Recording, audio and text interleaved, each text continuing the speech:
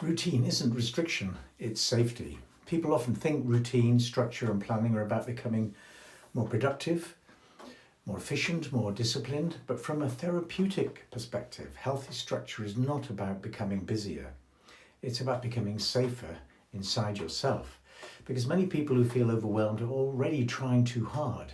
They're already overthinking, overcommitting, overfunctioning, constantly reacting to life instead of living it. And what often looks like laziness is actually nervous system exhaustion. What looks like procrastination is often emotional overwhelm. What looks like chaos on the outside is actually chaos on the inside. Healthy routine is not there to control you, it's there to contain you. Because structure creates boundaries, and boundaries are not punishment, they are protection. Without boundaries, life becomes emotionally noisy.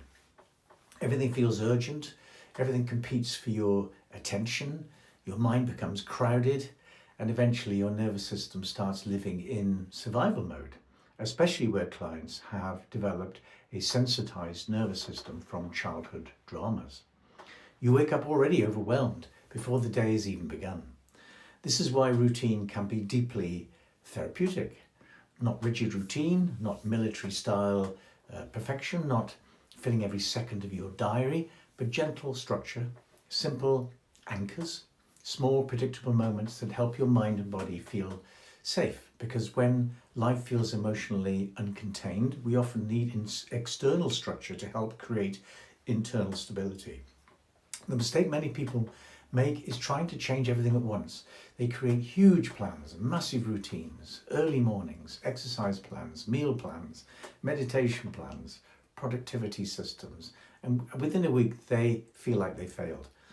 But healing does not happen through self-punishment, it happens through consistency, and consistency grows slowly, like trust.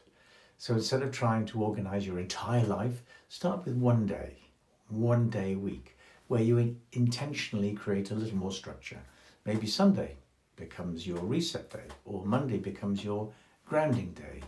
You wake up slightly earlier, you make your bed, you sit quietly with a coffee, you plan your meals, you tidy one space, you go for a walk, you reduce noise, you give yourself room to breathe, not because you're trying to become perfect, but because you're learning how to emotionally hold yourself. This is important because routine is not just behavioral, it's relational. The way you structure your life reflects the relationship you have with yourself. Chaotic lives often reflect chaotic internal relationships. Not always external chaotic. Sometimes people look highly functional, but internally they are scattered, pressured, reactive and exhausted. They never truly stop, never truly rest, never truly feel emotionally safe. And sometimes the reason structure feels difficult is because nobody ever helped us develop safe structure growing up.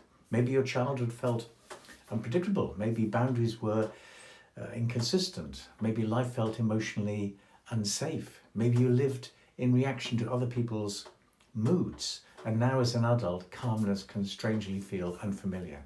Even silence can feel uncomfortable. So the nervous system unconsciously creates busyness to avoid stillness. But overwhelm is not healed by doing more. It's healed by creating enough safety to do less, differently. This is why baby steps matter. Tiny changes, tiny routines, tiny promises to yourself that you can actually keep, because every small act of consistency quietly rebuilds trust with yourself. And trust is the foundation of self-esteem. Maybe your first routine is simply waking up the same time one day a week. Maybe it's eating breakfast properly. Maybe it's going for a 10-minute walk without your phone. Maybe it's spending 15 minutes planning the next day instead of lying awake overthinking it at midnight. Simple things, but psychologically powerful things, because structure reduces emotional noise, planning reduces uncertainty, and healthy routines creates containment. This is especially important for people who constantly feel mentally overloaded. Your mind cannot relax in chaos. It stays alert, scanning, preparing, trying not to forget things, trying to stay in control, and eventually that turns into anxiety, exhaustion, irritability, and emotional shutdown. Structure helps the mind stop caring everything all at once. But again, the goal is not perfection, the goal is support. Healthy routines should reduce overwhelm, not increase it. If your planning system makes you feel pressured, guilty, or constantly behind, then it's no longer serving you. It's becoming another inner critic. A healthy routine should feel containing, grounding, supportive, flexible, human. Some days will go well, some days won't. That's life. The answer is not to abandon structure completely. The answer is to return gently, without shame, without attacking yourself, without turning one difficult day into a story about failure. Because real emotional growth is not built through intensity, it's built through repetition, through small acts of self-respect repeated over time. And eventually those routines become internalized, you begin to feel calmer, more emotionally contained, more focused, more present, not because your life became perfect, but because your inner world became safer.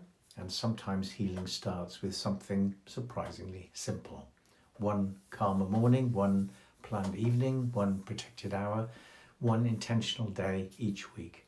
Not to control your life, but to stop your life from controlling you. If you'd like help learning how to nurture yourself with routine, rituals and structure, visit my website, book a free discovery call. Let's see what's possible.